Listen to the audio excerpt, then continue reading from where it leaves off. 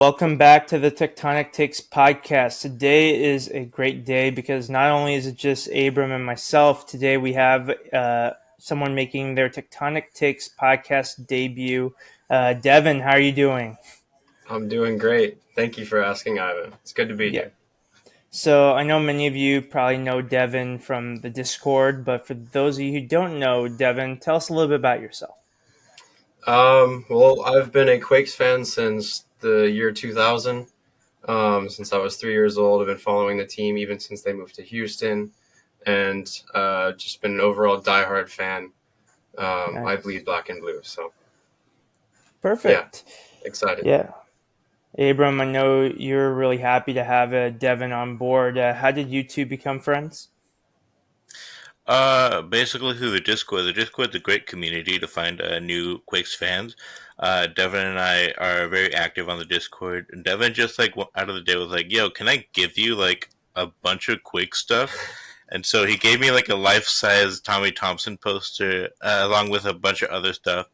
Devin, for those who don't know, is actually the pin guy. Basically, so if you're at the game and you see a guy whose jacket is just covered in pins, like a pin monster threw up on him. That's Devin. I was gonna say more like a Boy Scout, like a Russell from Up with all those badges, you know. But That yeah, works sure, too. Pin Monster, we can go with that. And also, Devin is the brave soul who, Katniss Everdeen style, volunteered as tribute for the 12th and final member of the Tectonic Takes Fantasy Football League. So Abram says, and Abel could take the year off. So we'll probably have a rotating cast if we need to continue to fill in a spot or two. But thank you to the other 10 members of that league that will be joining Devin and I for a little bit of an opportunity to let off some steam. You know, MLS and Quakes games sometimes high highs, low lows. But now we can replace that stress for the time being once football season comes around with the stress of fantasy football. So that'll be fun. But now we'll actually talk about the real football, and we'll talk about two games that the Quakes played in the last week. We're going to start with the away game against LAFC, and combined with the home game against the Sounders that followed, I was just thinking going into these matches is forget about the wins against them earlier in the season. The biggest test of what San Jose Earthquakes are made up comes up against these two teams in this critical point of the season. Also set the tone for the League's Cup. And did you feel a similar way, Devin, that getting a good haul of points from these two tough opponents was critical? Absolutely. LAFC and Seattle are historically, been one of the top two teams in the West. So getting any sort of points, even away versus LAFC, is absolutely crucial for our push to the playoffs. So, getting 4 points out of two games versus top opponents in the West, I think any San Jose fan can come away pretty happy with that result. Abram, where were you hoping for? What was I hoping for? I mean, I couldn't have asked for anything better than what we got. Obviously, I believe that we could have gotten full 3 points on the road to LAFC had we not, been robbed of a penalty due to the VAR, losing power very suspiciously and very what's that word? Conveniently? It was conveniently, very conveniently for LAFC. Thank you, Ivan. But of course, you, Ivan, said that we need 4 points from these two games, and that's exactly what we went out and did. And so I'm super happy with how we played these last two games. Yeah, so it was definitely the best case scenario looking at things realistically because prior to the win against the Sounders, we were in a 4 game winless rut. So, thinking that we're going to suddenly win 2 games back to back against these two tough opponents, that would have been a little bit too much. But I do think that, yeah, there was definitely some circumstances within that LAFC game that Quakes fans could have felt a little bit hard done by. But since Devin and Abram, you two were at the LAFC game, why don't you tell us a little bit about the experience flying down or driving down? I don't know which one it was, and experiencing the LAFC stadium. Either one of you can go first. Here we I'll go. let Devin go first. Um, I mean, it was an interesting experience because I've never been to that stadium before. So, listening to the pregame show was interesting. You can definitely hear the 3252 from where we were sitting. And so, hearing both SJU and 3252 while watching the game was it kind of felt like home, to be honest. Um, but no, we had a great vantage point. We thought the players they they definitely played their heart out. And watching that new formation, I think that was the first game with our new 3-5-2 formation. So it definitely threw us all off. Um, and yeah, no, we definitely had a lot of fun. Abram. Ivan, you're muted. What was your favorite part But being in LA, Abram? what was my favorite part? Oh my god. We were there with the away section, and like I've been to the stadium, but I was at a game. It was the Monterey, not Monterey, San Diego Loyal, sorry, against LAFC, and so obviously I had no real stake in that. But being there with the away fans who were traveling was such an amazing experience. Seeing like the energy, we were probably the loudest section in the whole stadium. Um, and I mean, it's impossible to forget, really, and especially like the players coming over after the match, everything after everything was said and done, they came over and did the cheer with us, the away fans, and then uh, we're chanting for Lucci and Espinosa. It was really a great experience, and I hope to do more away games in the future. Yeah, I think it was even more special because we also had Quakes 2 behind us, watching the game as well. So we were surrounded by a ton of Quakes. Yeah, definitely. There's a lot of fun to be had whenever you make the trip down to SoCal, especially when you come back with the point. And the quest to get some sort of haul back to San Jose started when Christian Espinoza scored the opening goal. So, Abram, tell us a little bit about that goal. So yeah, that opening goal, it was coming because we had been looking really good. We were attacking LAFC pretty hard. Our new formation allowed us to have like so many avenues to attack them through, and I feel like Christian Espinosa could have scored one earlier to that, where he put uh, fall on some skates and made him fall actually, and then actually put it a little bit wide. But the goal itself was kind of similar, but on his other peg, he cut inside, hesitated a little bit, looked up, and saw that he had a shot, and then took the shot on his left foot, which is supposed to be his weak foot, but we both know that he's very strong in either foot, and you can't give him that kind of time near the box. So he obviously put that away and gave us the lead in the first half. All right. And then, unfortunately, that lead didn't last too long. Devon, tell us a little bit about the sequence that led to the LAFC goal. Um, Gosh, I don't really remember the sequence too well. I focused No, on singing, but yeah. So the Buonga penalty, he cut outside of Rodriguez, and I guess there was just some little bit of contact between Rodriguez's feet and Buonga went down. Um, our away section definitely didn't appreciate the call because we thought it was a soft call. Yeah, Buonga definitely went down fairly easily. Nonetheless, the PK was given, and Buonga slotted it home right down the middle, making everything look pretty easy. Almost nothing Daniel could do about it. Yeah, so I wasn't, watching that game live. I had to piece it together after the fact and catch up prior to this podcast. So when I heard that not only did we concede a penalty, but that in a separate incident that Daniel got a red card, I was thinking, what the hell is happening? But also, how are we not losing? So yeah, it was a wild game for me to not watch live. It kind of feels like, how people complain when they watch the World Cup as soon as they have to go to the bathroom or something, someone scores. It feels like sometimes, the one time I can't watch a Quakes game live, something like that happens. So, it is what it is. But back to that first goal that, actually the LAFC's only goal. Regarding the penalty on Rodriguez, yeah, it definitely felt weak. The fact that the commentary said that it was a clear penalty, I'm like, really? Like, come on, let's be real here for a moment.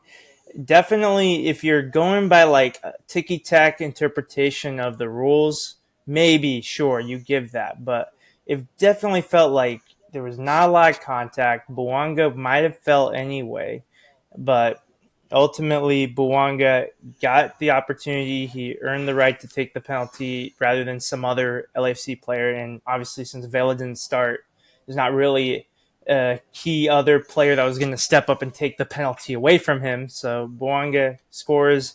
We go into halftime 1-1, and then it goes from bad to worse. So Daniel, he gets caught out. I mean, well, the defense pretty much hung him up to dry, and he ends up touching the ball with his right hand outside of his box. So, Devon, your thoughts on that mess? I mean, from our vantage point, it looked like an obvious handball and an obvious red card because he did come out. But I think it was smart by Daniel. I think if it wasn't for that handball, we definitely would have been down 2-1 and we would have lost the game. But because of what he did, he kept us alive and in the game. And at the end of the day, we got the point away. So I'm happy with what Daniel did. And I think he helped us secure important pieces. Yeah. So ultimately, the thing I'm most upset about is the fact that Daniel was in that position to begin with. The fact that LAFC was able to get so many numbers forward, the Quakes defense was all over the place. I've seen many Quakes defensive breakdowns as a lifelong fan of this team, but that still felt like that was top 5, like worst case scenarios there. And then it's kind of weird because in the moment, obviously, you're thinking, oh shit, we're toast. Like, this is obviously bad. We're down to 10 players. But then in retrospect, you realize, okay, somehow we kept the score 1-1. We finished the game drawn. And if not for Daniel doing that, we lose 2-1. So it's a weird feeling, right? In retrospect, Abram. Yeah, I mean, at the stadium, actually, it felt like we thought we might score again, but once that red card happened, we're like, okay, we're gonna tie. Like there was at no point in my heart where I believed that we were gonna lose this game. There was a few times where they got close. I won't lie, but just it was electric at the field that day, and I did fully believe in our team to hold on to that tie, and also what a blessing to have JT Marcinkowski as your number 2 keeper. Even with 10 men, JT is someone who I trust in fully. Even if without Daniel, I believe that he could be the number 1. But obviously, Daniel shows his ability and proven why he is number 1. But no, we're blessed to have so many good defenders, and then also a very, very good backup keeper to go along with him. Yes, and obviously we're going to make a reference to the Seattle goalkeeping situation in today's podcast. And this is no shade to Cleveland, who has done pretty well for himself in his opportunities, but there's no comparison to the experience that JT Marcinkowski has accumulated as a starter in this league. To have him as a backup is definitely a luxury, and it's a luxury in depth that the Quakes rarely have. And it came in clutch at this point, So JT Marcinkowski, of course, he was able to see the game out. It was mostly LAFC after that. Abobasi had one kind of half chance that Danilo Donato was able to deal with. But ultimately, there's some moments where it felt like, okay, this is the moment where the LAFC go up 2-1 and it's over. I think the clearest moment for me was Ryan Hollingshead's last-minute cross in the box. Any other key moments in the match you'd like to talk about, either Devon or Abram? So I think that we haven't done justice to that moment where Akapa was taken down inside the box. Clear contact from what we've seen. From the stadium, it was obvious. And obviously, as a player, you sell the contact when you feel it. Bwanga did the same thing earlier on in that game, but it was clear. And I feel like even without VAR, it was a clear penalty that the referee should have called. The fact that they had to rely on VAR and it wasn't available to them is like it's disgraceful. Then I feel that somebody needs to get fined. I don't know who, but it's not acceptable. We're trying to be taken seriously as a league here in MLS, and that just can't happen. So you're telling me that in one of the most technologically advanced and media heavy cities in the world, in Los Angeles, that there wasn't a single other alternative when VAR is not functional to check that replay. Come on, MLS, do better. Yeah, it was probably on someone's iPhone. Like somebody was probably recording it, but nah, it is ridiculous. Devon, your thoughts? No, I agree. It was ridiculous. And I think what happened was, I think about a minute and a half after they realized that VAR wasn't at their disposal anymore, I believe the head ref also went to the AR to discuss a possible penalty without use of VAR. And I think their agreement was also no penalty, which I think a lot of us Quakes fans would disagree with. Because the fact of the matter is, the LAFC defender went in with both of the legs sliding into Acapo, and Acapo, his legs were kicked out from underneath him basically. So how that wasn't a penalty, I'm not really sure, but that's what it looked like to me, that the refs had given that decision with communication with their AR.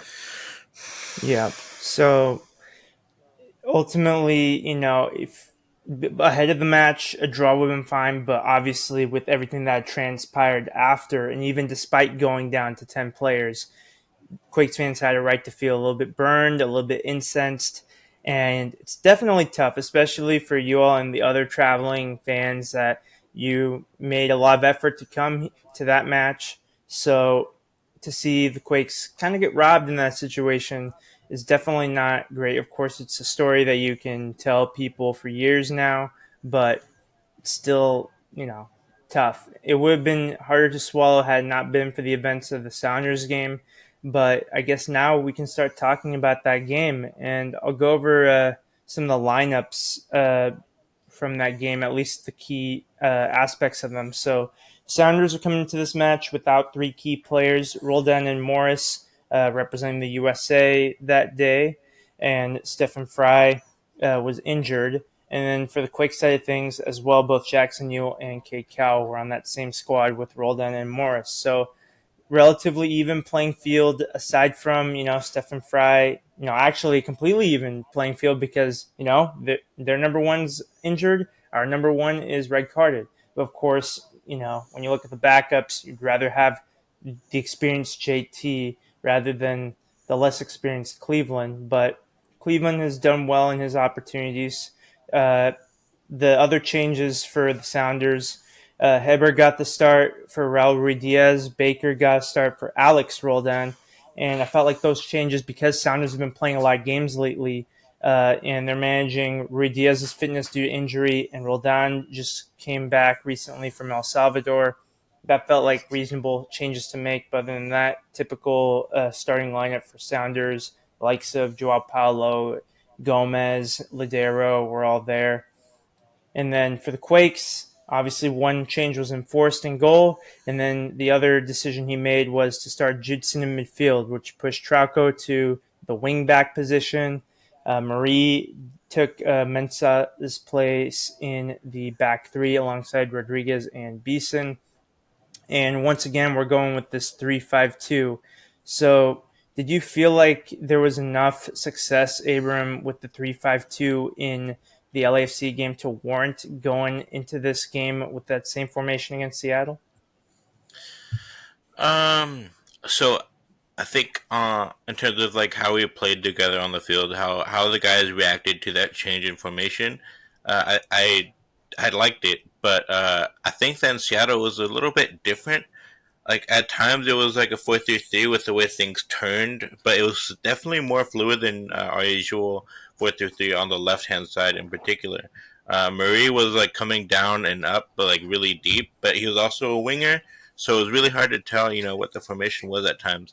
But I think that I really like this formation. Obviously, I like Mensa, but Beeson, you can't take anything away from him. He's been stepping up and doing a really good job.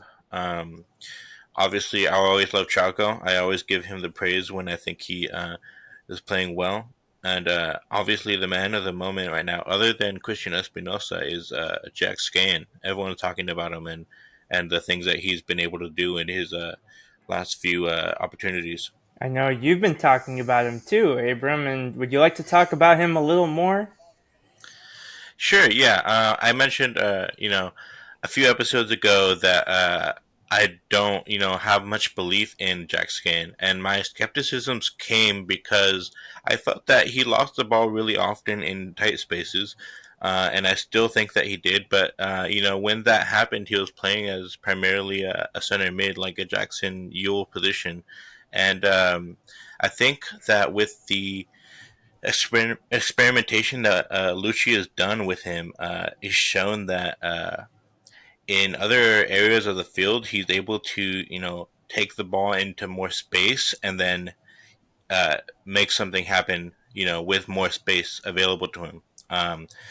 I saw it with Quakes too. When he was playing on the wing, I was on Twitter saying that maybe we should try a Scan as the right wing, as a winger, and it worked out, and he's been playing there so far. But yeah, so if you're watching this, I apologize for ever doubting you, but I think that obviously he's been doing an amazing job. I think he has a very surprising amount of pace. He's the third quickest player on the team. He has great match intelligence, and his willpower and work rate are cannot be doubted, and I never doubted that aspect of his game. But he's managed to, make up for the, I think, deficiencies that I saw in him earlier in his career. Yeah, I think that Skane was definitely one of those players that, like, last season he had a role to play, and then for whatever reason he got frozen out of the squad for a little bit in this season. And then, based on some observations people were making regarding, whether it be training, whether it be Quakes 2, it did feel like, okay, Skane is just a roster filler at this point. But ultimately, he's turned a new leaf, and credit to Luchi Gonzalez for trying him out in a new position. We have seen him in multiple different positions in the last few games, or at least occupying different spaces. And we're looking for game changers off the bench. We're looking for depth options, players that could take some pressure off of Bobacy and Espinoza, who are starting to get, at a certain point marked out of certain games. And then, of course, Espinoza is roaring back now in form. And Skane's checking a lot of those boxes. I do hope that the moral of the story here is that it's great that players are starting to contribute more, but in the best case scenario, when everyone we have in our roster is playing at their potential, we could still use one or two more players. So I don't want this to be, oh, great, he's our built-in replacement. Let's not do any business in the transfer window whatsoever. And, I get it. There's a degree of, you want to show loyalty to the players in the squad and, reward them for their contributions rather than reduce their minutes. But in reality, we still got a long way in the season left to go. We got Leagues Cup. We still have some players coming back, so we don't know how things are going to look like when Jamiro Montero is back in the picture, whether that will bring about another change in formation. Or if he'll be fully fit again, and if he's not, we could bring in another player who is. As I mentioned in previous podcasts, the Gold Cup is a great free scouting network for a lot of great players for MLS to look into. So yeah, there's still a lot of ways that this team can still evolve, but Skane has been a pleasant surprise. Devon, your thoughts? Yeah, no, I agree. Coming off the bench early in the season, for Skayan, I was a little hesitant with his performances.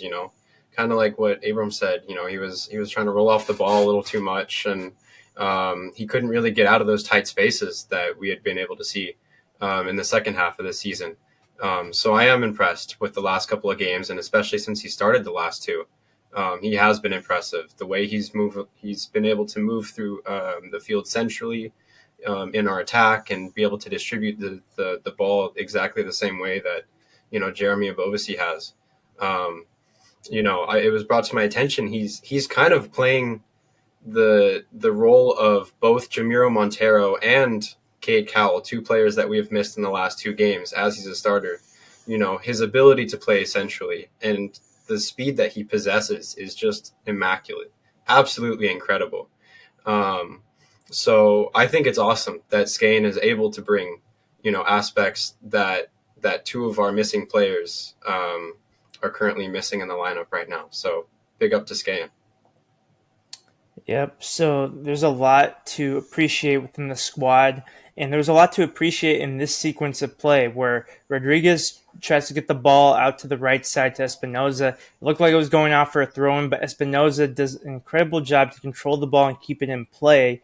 Then he gets to Skane, who beats his marker. He passes it to the left with Ebobisi there. He's charging in, and Gomez Andrade, the most experienced of the Seattle defense, makes a clumsy challenge, and then we get a penalty here. So this is a great opportunity for the Quakes to put one on the board early. Espinoza steps up to the spot. He goes right. Cleveland also went right, but Espinoza places it perfectly. So it was a dream start for the Quakes in a bit of a touch-and-go sequence. Sounders, as we expected, were dominating possession, but Abram, what were your thoughts on that play that led to the goal? I mean, Espinosa, I think when he wears the armband, he just becomes like a different player. He's always good, but I think against LAFC and against Seattle, we saw some things that we don't normally see from him. It's just like a next step, like he's Saiyan and then he's Super Saiyan, and that move to keep it in. My father was sitting next to me, and he's coached for a very long time. He knows a lot about soccer, and he saw that and he was like, "That's going out."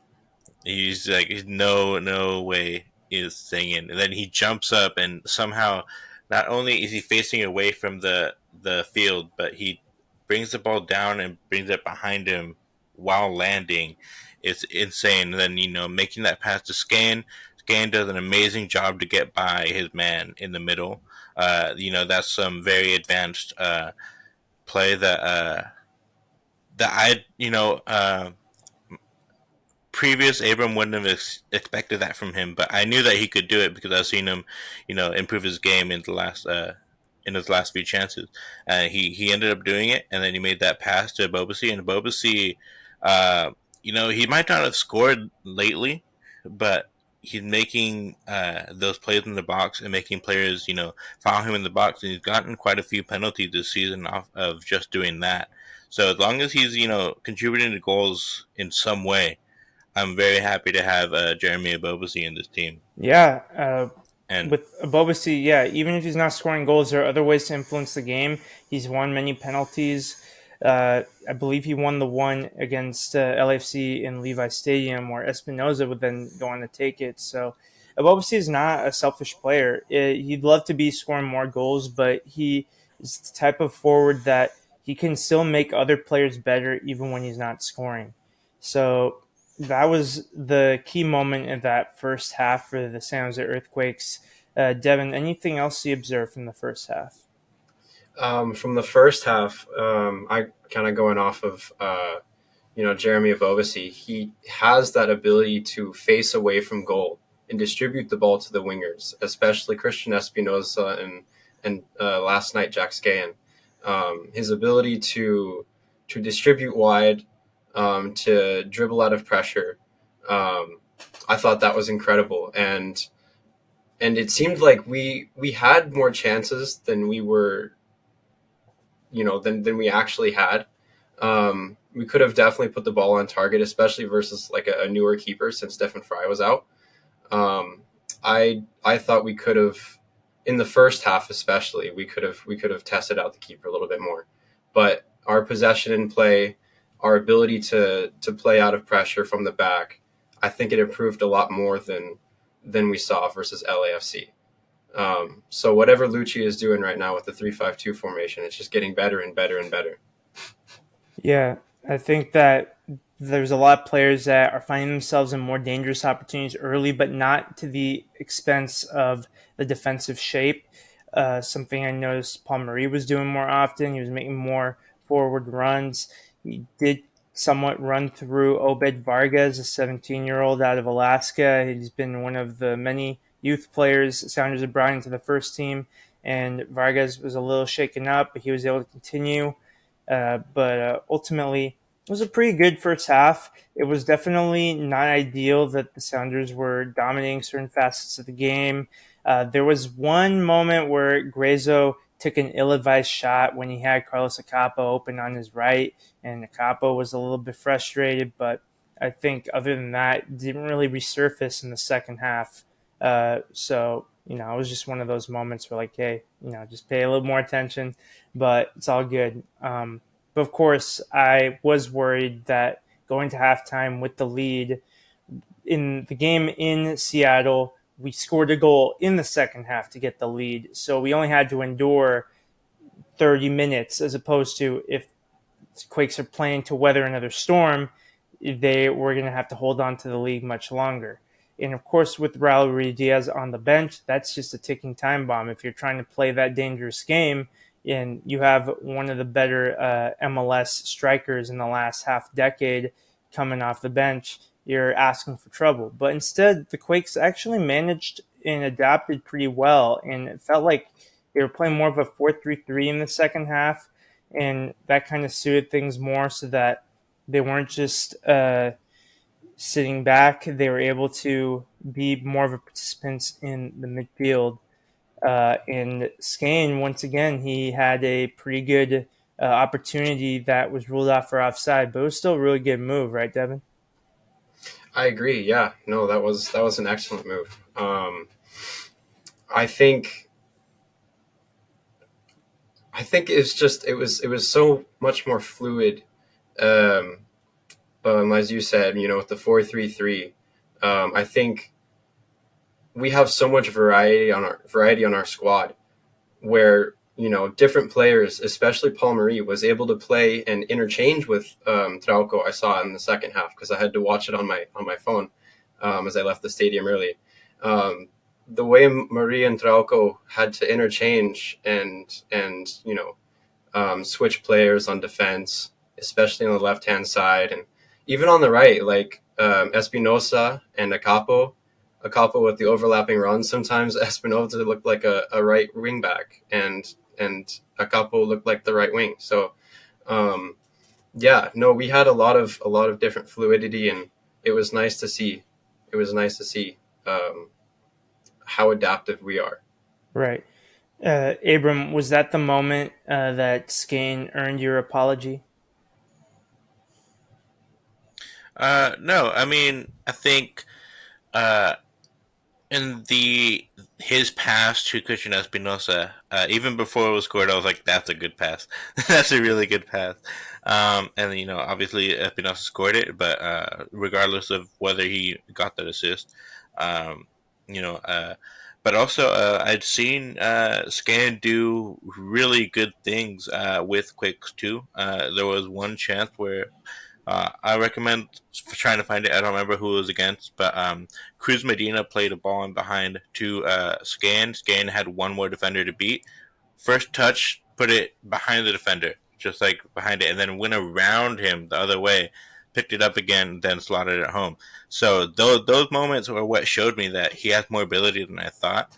And I was, asking for him to be played as a winger, and he has. And then slowly he's gotten my trust. And I don't know if he's gonna be the main guy going forward with the transfer window open and also Cade coming back from Gold Cup, but we'll have to see. And I think he definitely earned a lot more trust in the eyes of Luchi Gonzalez. Yeah. So these are the moments that I feel like Quakes are turning a corner from their dry spell where they were drawing and losing games, and this was the kind of performance I was looking to see. Because it's tough to go on a winless skid in the middle of the season, and things are starting to fall apart, and other teams are catching ground. Um, Rodriguez had a much better second half, as did Grezzo. Although there was a lengthy spell of Sounders possession, it felt like for at least 3 or 4 minutes where they were just passing around the box, and Sounders might have earned 2 corners in succession. But Rodriguez was up to the task today. He won a battle against Albert Rusnak on an entry pass, and he got on the end of a good cross ahead toward Cleveland, where if it wasn't blocked by a defender, probably would have challenged the goalkeeper. And as well, his most impressive tackle was going in high speed against Dylan Tevez. It was perfectly timed. I think it was a really great response to, it wasn't a great penalty that was called against him, but he just erased it from his memory, which the top defenders in whatever league seem to be able to do. And then, of course, the magic happened. So both the assist and the goal itself were magical. So, Devon, tell us about that moment. Let's see. Can you repeat the moment? So the 2-0 goal. Oh, the 2-0 goal. Oh my kick. gosh. Trauco, man. Trauco. I don't know. There's not even anything to say to that. He just leaves everyone speechless in the stadiums and in the commentary booth. I think I don't know if you saw the video of Joe Cannon on the radio broadcast, but he just had his hands to his head like this, and he couldn't say anything. It's an absolute perfect peach of a one-time volley, full volley outside the box, to the right hand, the bottom right corner. I don't really think there's much better you can see in an MLS game for the rest of the season. I think even the Seattle announcers, who were the Apple TV announcers for our game, even said that was goal of the season. So, hats off to Trauco. Yep. Trauco and Bangers, name a more iconic duo, I'll wait. As for Espinoza, of course, that was the moment where he became the sole all-time assist leader for San Jose Earthquakes in regular season play. So big congratulations to Espinoza. His career year continues to get more and more impressive, more and more memorable. And what a great way to break that record, assisting a beautiful goal, goal of the week, hopefully goal of the month, and so on, contender. Abram, your thoughts? Yeah, I'm glad you threw it back over to me, because can I just say he meant that. He in the press conference he was saying. So first of all, I want to say that I thought it was a poor corner at first. When he first hit it, I was like, "That's not going anywhere near Rodriguez or any of the targets in the box." And then obviously it goes back post, to the edge of the D, and then hits Chalco. But in the press conference, people were asking him about it, of course. And he said, we usually don't do that in training. We usually, do more conventional corner kicks. But he saw Charco open. Charco put up his arm, called for it, and so he put it to him. And it was an amazing ball. Like you're watching it, and it's just floating, and it's going exactly where he means it to go. And Charco is right there. It couldn't have been better. I don't think that they could do that again in 100 tries. It was an amazing goal.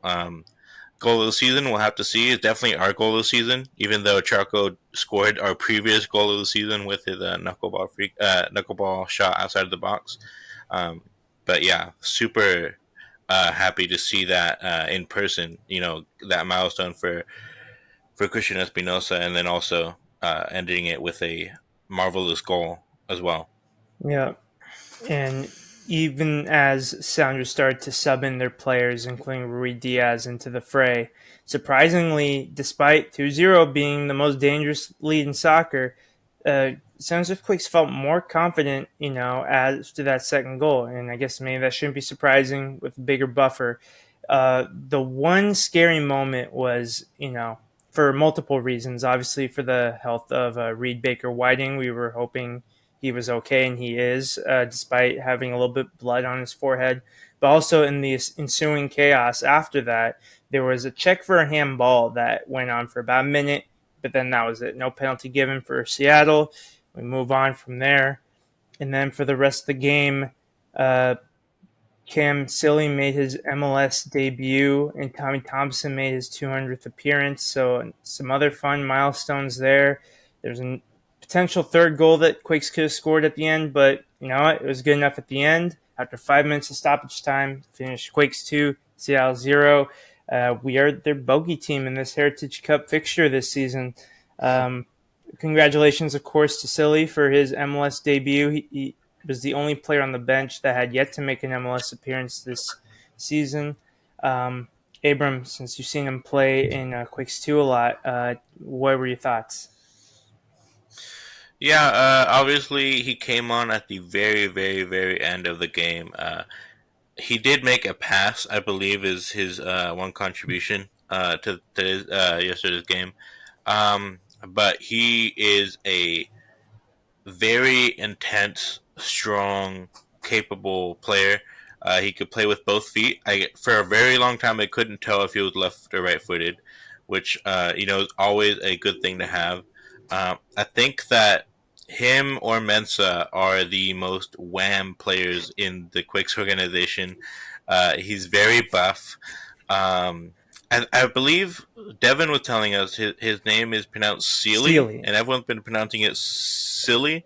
Like, now I feel silly. Back in the day, yeah. But yeah, I've been calling for him to, get his opportunity, and I'm glad he finally has. It shows me that Lucci is watching. Lynn Lucci knows what players can and can make an impact and what players need more time. Judson has had a bunch of injuries in his Earthquake career. I saw him last night. He looked like he was hobbling for a few minutes, but he recovers from that. I don't want to see Judson go, but it's an eventuality. And Sealy, for me, is a great replacement. And I hope that he can get more opportunities to show people exactly what he can do, because he's a very capable player. Yeah, and that's how I would hope like the MLS Next Pro system would bear fruit. You know, the ability to have both the first team and younger players play competitively week in, week out. And you know what? If there's a player in the 2 side that is doing well, they get their opportunity. And if there's a player in the first team that maybe needs to rehab from injury or just needs a refresh or hasn't been getting game time, they can play with the 2 teams. So it's definitely mutually beneficial for both sides to work together. And I would expect Luchi Gonzalez and all MLS coaches to pay attention to what's going on in the 2 side of things. However, there's paying attention and then there's enacting some movement within that observation. And credit to Lucci for that. He's been doing very well with a lot of tactical decisions and personnel decisions. And, with Tommy Thompson as well, 200 appearances. He's seen a lot of change happen throughout his time in San Jose Earthquakes. Devon, your thoughts on Tommy Thompson? Oh, we love Tommy. I think there are a lot of Quakes fans that will agree and disagree that Tommy deserves to stay around, especially as, given his depth. There's also a lot of debate on whether Tommy should be a winger or he should be a center midfielder. But 200 games, we'll start off with 200 games. That's a lot of games for the Quakes. He's put in the dedication. He's their first homegrown. He's shown his work ethic, game in, game out. He plays his heart for the badge, and that's the biggest thing that we can applaud him for. He plays for this team. He bleeds black and blue, just like us fans. Right. I think of players like Mark Noble, for example, at West Ham, played his entire career at that club, and sometimes he was starting, sometimes he was coming off the bench, sometimes he wasn't even in the squad, but he was always there, always helping the team, and always a good presence. And I think that's Tommy Thompson for you. And as much as you want to optimize your squad as much as you can, people who play like FIFA Career Mode, Football Manager, you know what I'm talking about. Ultimately, you do need some of those players in real life that can be versatile with their role, can be versatile in how they play, and when they don't play, that they're going to still lead by example and be supportive. Tommy Thompson checks all those boxes, even if, we wish he could be better in certain aspects. You could say that about a lot of players in a lot of different teams, that's just how it goes, So ultimately, it was a perfect night. It was Wednesday night. It was still a good crowd. A lot of people made it from Seattle to watch the game, but of course, we also have a few local Sounders fans that exist in the Bay Area. Ultimately, if the biggest thing I could complain about that happened last night was either the USA national team or the fact that somehow it took me longer to get home than to get to the game on a Wednesday night. It's been a pretty dang good game. Shout out to Highway 84 for that annoying closure. But I was able to Google Maps ahead of time. That's why in the Bay Area, whenever you're going from some place to another, just Google Maps just in case. You never know. But MVP across this week, I'm going to be very plain Jane and nominate Christian Espinoza. Anyone else you want to nominate for Player of the Week? Abram, Devon, either one? Well, I do agree with you. Christian Espinoza, Player of the Week. He's contributed in the last 4 consecutive goals that the Earthquakes have scored up until the second goal of the LA Galaxy game. So, he's been there. He's proven himself. He's he's definitely just been there for the team offensively. And if it wasn't for Espinoza, I think we would have dropped a lot more points than we have recently. Right. Abram? I was just laughing to myself while Devon was saying that because while I agree, Christian Espinosa has been the Player of the Week and the Player of the Year so far for the Earthquakes. But a lot of people's nomination would probably be Jack Scan, and I was just thinking to myself what I would say about Scan, and the analogy I came up with in my head was he's like when you find another French fry in your McDonald's bag. Like, we didn't know we had that. We didn't know he had such an amazing player. But he wasn't, getting the opportunity to show what he could do. But I'm so glad that we have him, and he's performing. And we really can't say enough about Jack Scan this month. But you can't overshadow Christian Espinosa. I like your analogy, but I'll go a step further and say it's when you order regular French fries, but then you find a curly fry in the bag. Like, there's even more of a serendipity there. JT Marcinkowski, I do want to mention that he's done phenomenally well. Again, similar to Tommy Thompson, he doesn't mind. I mean, maybe that's not the right word. Obviously, every goalkeeper wants to start every game, but clearly he's been staying ready. If you stay ready, you don't have to get ready. And he's been phenomenal when he has played, barring a few mistakes. And maybe that was the minor differences between, Daniel getting the job over him. I will say, though, that because of the circumstances regarding Daniel getting sent off in the game, it wasn't because of a boneheaded challenge. It wasn't something completely dumb. He literally had to react on instincts, and he did ultimately sacrifice himself for the Quakes to win. So given that, I do feel like whenever his suspension is up, that Daniel will be the starter going forward still. But I do hope that maybe something could happen that JT has earned. Maybe he'll start against Portland in the Leagues Cup, and then you start Daniel against Tigres. But ultimately, I do feel like when Daniel has played as well as he has this season, it takes a bit more than just JT's good game against the Sounders and the clean sheet to switch the pecking order. Any other thoughts? Yeah, I want to say, sorry, Devon, I'll give you the opportunity since it's your debut. Okay. I also wanted to point out, I was looking at the previous results the Quakes had, and we've only had 2 games where we've won with multiple goals, or we've had a multi-goal lead. And JT Marcinkowski has been the head front in goalkeeper for both of those games. We had the 3-0 win versus Kansas City, and then we also had the 2-0 win versus Seattle. So I'd also like to, shout out JT Marcinkowski as, Player of the Week for contributing to those multi-goal wins that we've had, and the only 2 of the season. Right. And another performance that comes to mind with JT is when he did let in kind of a soft one against Buanga in Levi Stadium, but immediately after that, he was able to react and think quickly, and he has shown that focus and that ability that while he has been critiqued by some Quakes fans for his mistakes, that ultimately you have to have that short memory and continue to play on, especially early in the game. So yeah, I just wanted to, say that to both give JT credit, but also not reopen the saga that we kind of have endured early in the season with people asking us about the goalkeeper situation, because I feel like it's still a clear pecking order, but there is something to look into, as you pointed out, Devon. So that's a good observation there. Really quick on the Gold Cup. USA knocked out on penalties against Panama. Kate Cowell, he started, he played 64 minutes before subbed on by Roldan.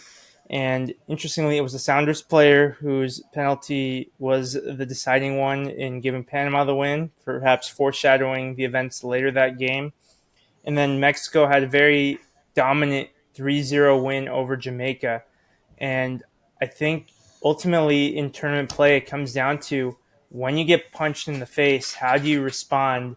And sometimes it's better to get punched. Well, obviously, it's better to get punched in the face in group stage where you have a chance to recover, because the USA didn't really have that moment unless you count Matt Turner saving Leon Bailey's penalty. I feel like because that happened in their first game, they kind of got away with it. They had two very easy games against St. Kitts and Nevis and Trinidad and Tobago, and they were able to endure against Canada. But still, when you go to the table too many times and you gamble penalties, doesn't matter how good you are going to lose eventually. So ultimately, it happened the way that USA allowed it to happen, as well as by selecting the roster they did, which we're thankful that Cade Cowell and I guess technically Jackson Yule was involved, even though he didn't play from a Quakes perspective. But Cade Cowell might be one of the few players that rose their stock from their performances in this tournament. Your thoughts on the Gold Cup, Devon? Yeah, it was a somewhat impressive, important in performance for Cade Cowell. He did contribute that one goal. I think overall, um, staying with Cade Cowell here for a second, he had his most impressive performances with the U20 national team. However, his most recent two games with the United States definitely proved to be a helping point in having the Earthquakes potentially sell him to a European team. He had a lot of successful dribbles, and especially in the semifinal game where he almost contributed to that one goal with was it Vasquez? Yeah, Yeah, Brandon Vasquez, yeah. yeah, Brendan Vasquez. I think his pass to Vasquez was just a little bit too high. Um, but other than that, I think he showed a lot of success. And overall, with the national team, we always wanted it. We always expected a final. Yeah. But hats off to Panama for taking control of that game. Yeah. Regarding Kate Cal, since this is your first time on the podcast, I'm curious, could you envision a potential destination for Cal, be it a team or a league in Europe? Potential destination. I think my hopes are Bayern Munich as what he's been connected to, and I will use Alphonso Davies as my example. The way that Bayern has improved Alphonso Davies to become one of the best left backs in the entire world, I have hope that they can do the same thing to Cade Cowell as a winger. But you just never know. So um, I've heard Juventus, I've heard AC Milan, I've heard Newcastle, which I'm sure Abram would be happy about. Um, but I think his overall best destination could be somewhere within the Bundesliga. A lot of Americans in the Bundesliga and Eredivisie have succeeded. So Yeah. I'm hoping Bayern. Right. I thought Ethan Kohler from Oakland Roots to Werder Bremen would have been a big jump, but certainly from MLS to Bayern Munich would be as well. And granted, that's the jump Alfonso Davis made. I'm not saying Kate Cal is Alfonso Davis, but yeah, it's definitely a fun thing to think about. I honestly wouldn't be opposed to, Cal going to a big club like those Statures, or if he were to, go high end EFL championship team either, where he could also continue to grow and develop too. And there's a handful of U.S. men's national team players out there too. I do feel like, though, this could be a good opportunity, though, for KCal to make that move at the end of this season. I'm not sure if, you know, there will be that offer waiting for him this summer, but maybe at the end of this MLS season, there'd be a club that, signs him, maybe loans him out for half the season back to San Jose, and then his loan expires and he's ready for the full season ahead in the European calendar. Uh, Ultimately, it's Mexico's tournament to win now, although Panama has something to say about that. And credit to both Panama and Jamaica that they've consistently been making some semifinal runs over the last decade or so. And, it's been a tough journey for them because usually their paths have taken them through both USA and Mexico. Sometimes they manage to knock out one, but then the other takes them out. So, we'll see if Panama has one last trick up their sleeves against Mexico to be just the fourth team, along with Mexico, USA, and Canada, to win the Gold Cup. But of course, as Mexican American, one option's down, so I got to go with Mexico to win it now. So hopefully they can seal it and start the Lamborghini era off on a high. Any thoughts on Mexico's chances, Abram, in that final?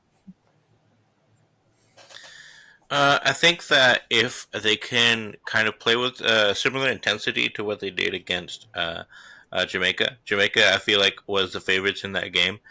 Jamaica has a lot of Premier League players and just a very good squad.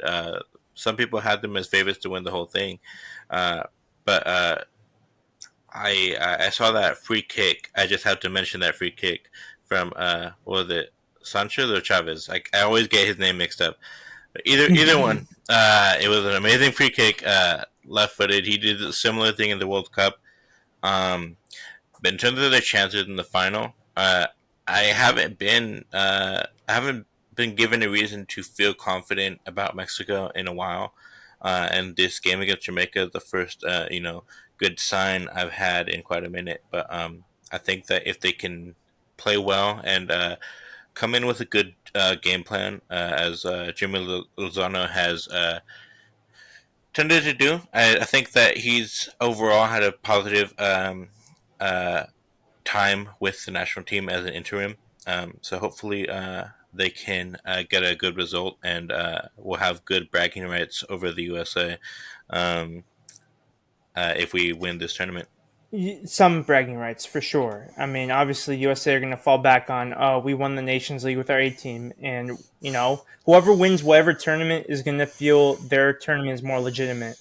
That's why supporters shield. Like whoever loses it, who cares? Whoever wins it is like, yay, first trophy of the season.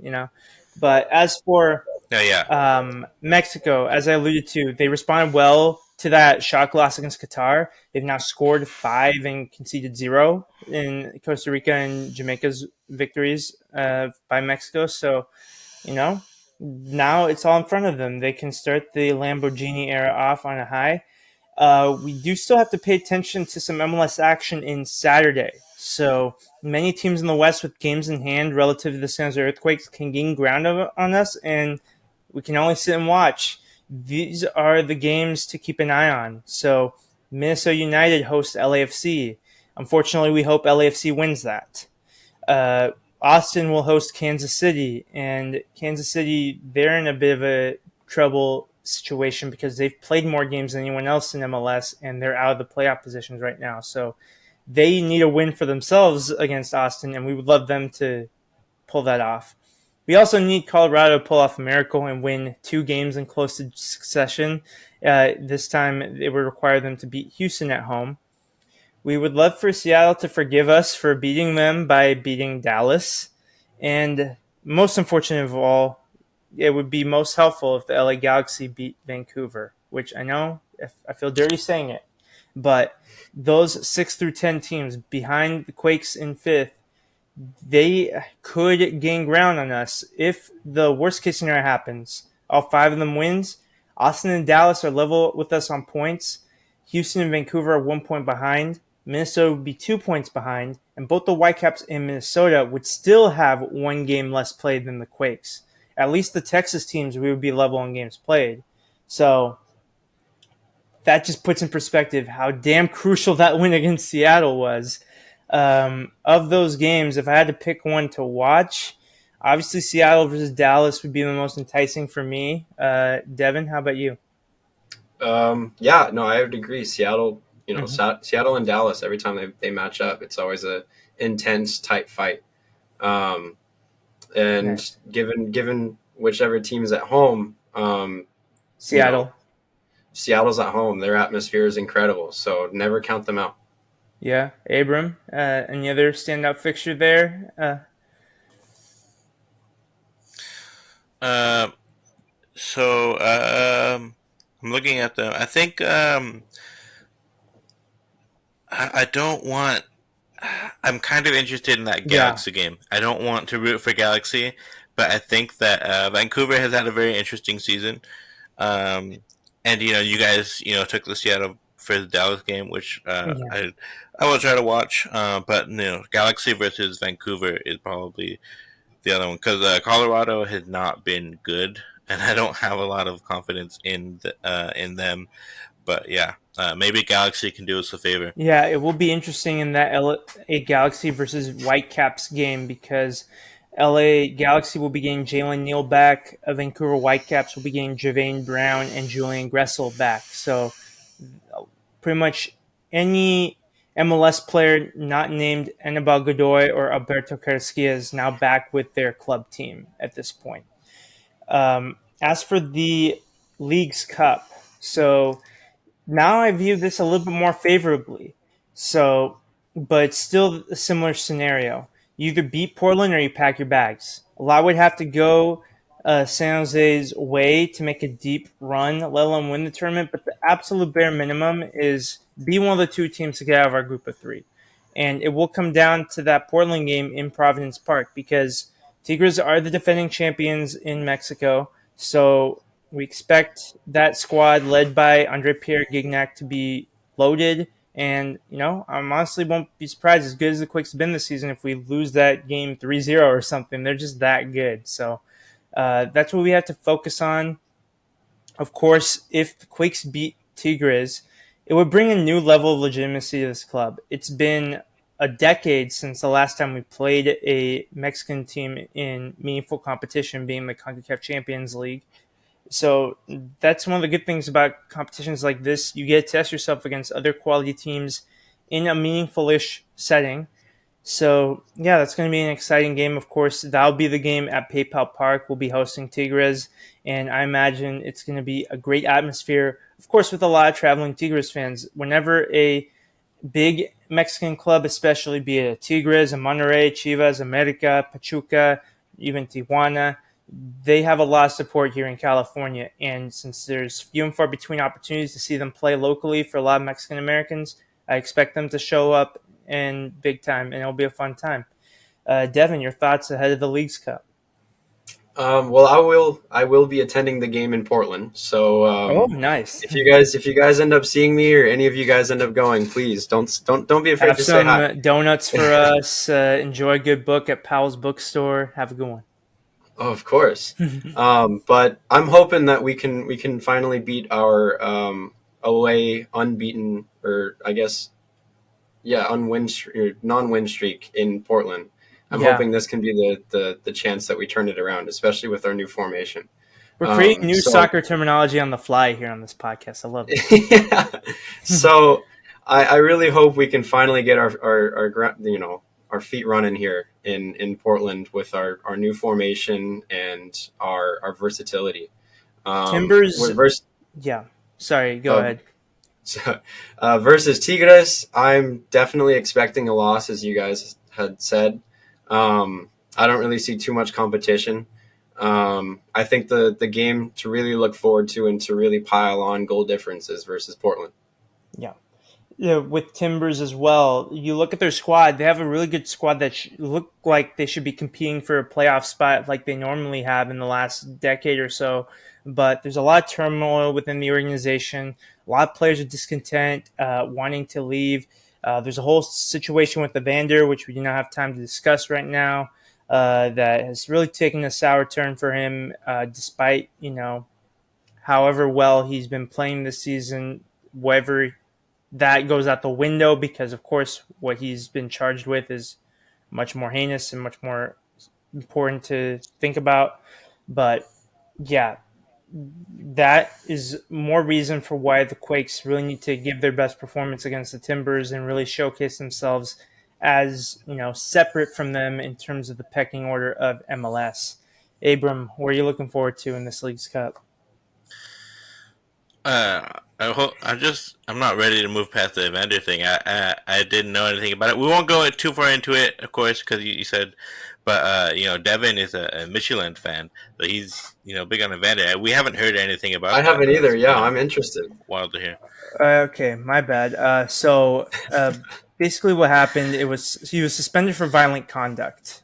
It was regarding a slap, and just something that it only takes one of those incidents for me to completely change my opinion on a player. It's just it's unnecessary, it's rude, it's disgraceful. So yeah, I apologize that I might have, said it as something more than it was. But you were an hour into the podcast, so my brain was a little fried in terms of my word choice there. But yeah, because of that, just personally for Evander, obviously it's a horrible look.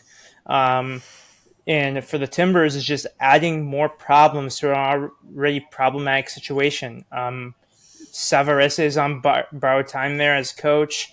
They've had some bad situations involving the Portland Thorns and just other internal organizational structures. And it's really sad because Portland, like Seattle, is a huge soccer town, is a soccer community. And the fans do not deserve that. They come out very big to every game. We love Timbers Joey. That's a great mascot. They've really developed a great MLS atmosphere. So, obviously, whenever other teams are doing poorly, you want the San Jose Earthquakes to capitalize and further their own goals. But it's still sad to see because, the San Jose Earthquakes are not immune to bad times of their own either. So we understand that. But unfortunately, it is what it is. These are the groups that we were drawn with. We have a really tough Goliath, and we've got a team that we're starting to look like we're the favorites against the Timbers. So we just have to hope it plays out that way. Maybe we squeak out a draw against Tigres, and then we'll see what happens. All 29 MLS teams and all 18 Liga MX teams are in this League's Cup. Both LAFC and Pachuca have a bye to the next round, so that's how we have 15 groups of 3 each. There will be some groups with 2 MLS and 1 Liga MX. I think there's 1 or 2 groups with 2 Liga MX and 1 MLS. But yeah, it's going to be pretty good. I'm not sure how much conclusions will be drawn from this in terms of which league is better because it's tough because MLS have 11 more teams than Liga MX. So if we do have a lot of MLS teams or an all MLS final, people will say, oh, we have more numbers. However, on the flip side, it could also be turned around, and if MLS gets wiped off the board and it's an all Liga MX Final Four or something, then they're going to be like, wow, you had such a head start and Liga MX is still superior. But ultimately, it's neither here or there. The only comparison stick I really use is the CONCACAF Champions League. That's the premier continental competition. And this year it was won by Liga MX teams. You tip your hat and we go again next season. At least the seal has been broken. Sounders, I don't know. We talked a lot about them today for obvious reasons. Broke that seal. It proved that it could be won by an MLS team for the first time in 20 some odd years. But now it's got to be someone else's turn, hopefully. Maybe Cincinnati, maybe, St. Louis, maybe the Quakes in 3 or 4 years. Who knows? But ultimately, I think we'll leave you all on that thought. We'll be back after the Portland Timbers game. Some combination of us will be back to break it down for you. And until then, enjoy this time. Watch some other MLS, watch some other international soccer. The MLS All-Star game will be fun. Thanks for watching the Tectonic Takes podcast. See ya.